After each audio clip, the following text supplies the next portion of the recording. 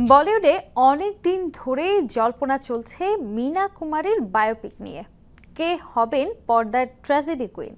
শোনা যাচ্ছিল কয়েকজন অভিনেত্রীর নাম, কখনো কৃতি শ্যানন, কখনো কিয়ারা আদভানি, আবার কখনো বা তৃপ্তি ডিমরির নামও শোনা গিয়েছিল। অবশেষে চূড়ান্ত হলো সিদ্ধান্ত। সংবাদ মাধ্যম মিড ডে জানিয়েছে সিদ্ধার্থ পি মালহোত্রা পরিচালিত কামাল और मीना সিনেমায় মীনা কুমারী হতে যাচ্ছেন কিয়ারা আদভানি।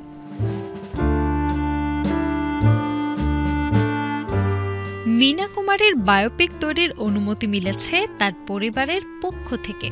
পাকিজা খ্যাত পরিচালক কামাল আমরোহিকে বিয়ে করেছিলেন মীনা। সিনেমায় কাজ করতে গিয়ে পরস্পরের কাছাকাছি আসেন তারা, গোপনে বিয়ে করেন। তবে সম্পর্কটি শেষ পর্যন্ত সুখের হয়নি। কামাল ও মীনা কুমারীর এই বেদনাবিধুর সম্পর্ক বায়োপিকের মূল বিষয়। জানা গেছে আমরোহি পরিবারই উদ্যোগ নিয়ে সিনেমাটি তৈরি করছে।